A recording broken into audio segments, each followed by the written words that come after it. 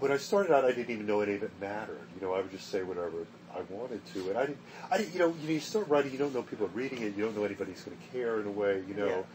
And then after a while, you realize, well, maybe you get a little bit better known, and you realize people do care. But one of the things that's amazed me over the years is sometimes I'll write something that I think is really tough about somebody who I know isn't good. I think, oh God, this is going to be awful, and then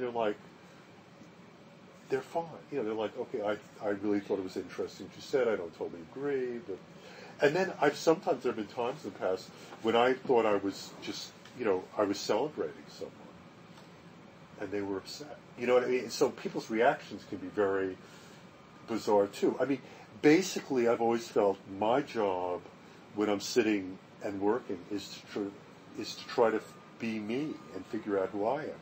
And look, it's not just people out there. It's a lot of writers are afraid of editors. They're afraid of what they're trying to second guess what the editor thinks. Mm-hmm. Okay, and I've been in situations. I wrote things about R.B. Katai, who was a real friend, that upset him enormously. Like what?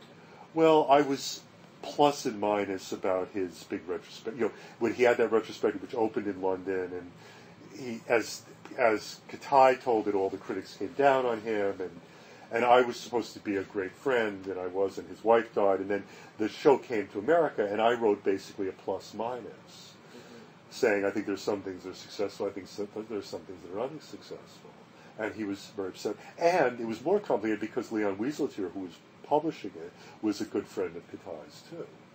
But, time went on, and Katai is a very smart guy, and, and then before he committed suicide, he ended up, giving us a beautiful, big, beautiful drawing. I mean, so I think your obligation is to yourself.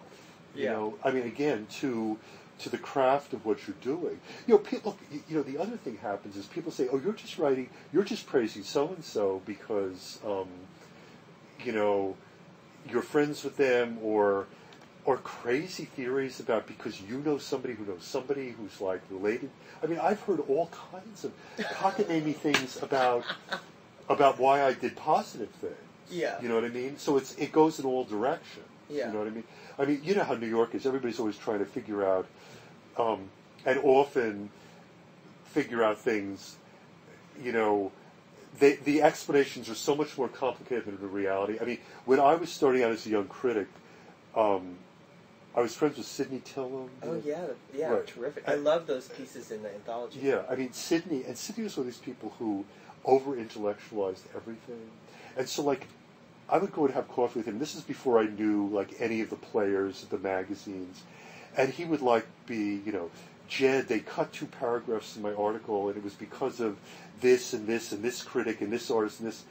And, I'm, like, listening and sure, And then I get to know some of these people, and I realize they cut it because there wasn't space on the page. You know what I mean? Yeah. I mean, so, like, everybody wants to have a complicated explanation. So it's not just, but for a critic, it's not, you get blamed for what you praise. You know what I mean? Yeah. Oh, I saw you having lunch with so-and-so.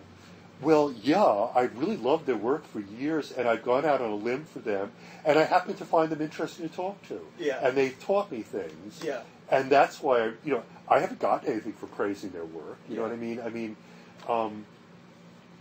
so it's weird. I mean, so it goes in all directions. And again, I think a critic, you simply have to walk your own path. Mm-hmm. And, it's not objective, for God's sake. You know what I mean? We're talking about passion. You know what I mean?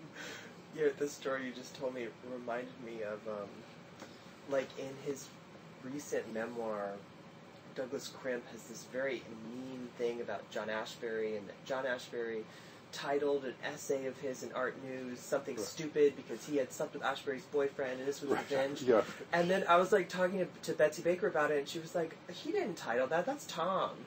That was like... Right. Well, Betsy is good at deflating a lot of this. Yeah, exactly. Well, I mean, she's my hero.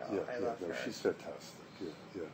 I mean, exactly. I mean, things get much too complicated. And again, it is this is about passions. Mm-hmm. And so,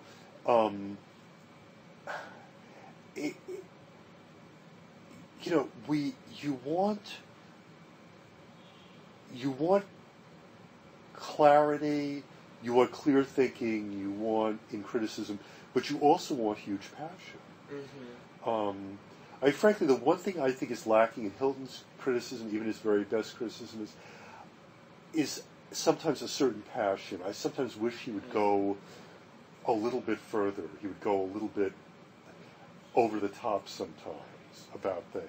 It's always like a little bit held in. And, one of the great things about loving the arts is those moments when you're just like, yes, this is it. I mean, this is what... Well, all the great critics I can think of, I never thought about it until listening to you describe this, but they're all, like, at their core lovers. Right, exactly. Even when they're mad about something. Right, exactly. Yes, yeah. And so that, of course, that is not a science. Love is not a science. So there is this. So it gets complicated, and and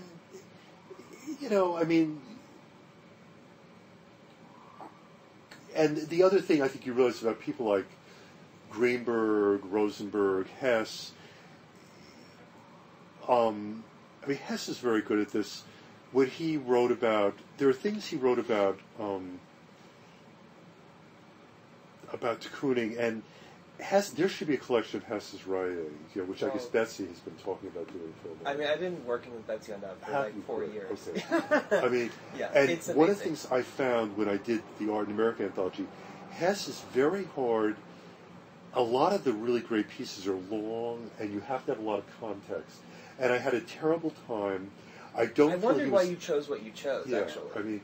And the thing about him is, like, there are some really long things about de Kooning, and this is also an interesting thing about criticism, where, like, we're talking about de Kooning, later 50s, 60s, where I don't necessarily think Tom thinks we're kind of in he's producing masterpieces of the quality of, Attic or whatever, but he finds a way to write about stuff and write about its relationship to the city or to Long Island that is revelatory without insisting on, like certain kinds of value judgments. And that's also something that you can do as a critic. Right. You can, in other words, you can think, well,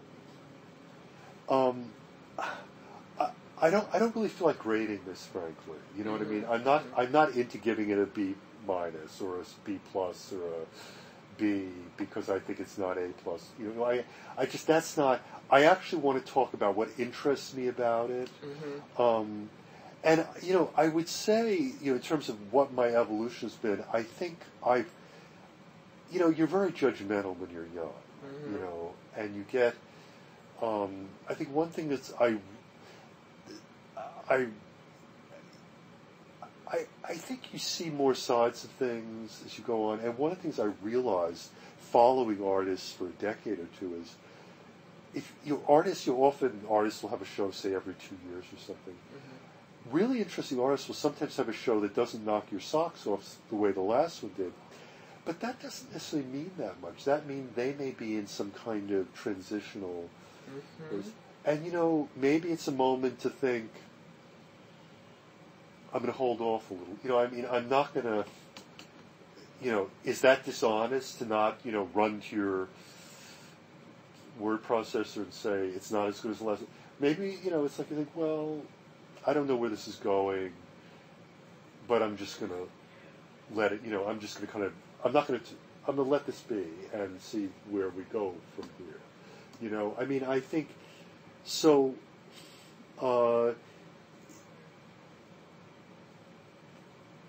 it's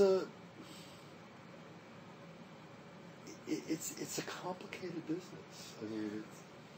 Well, in terms of, like, value, it seems like a lot of your recent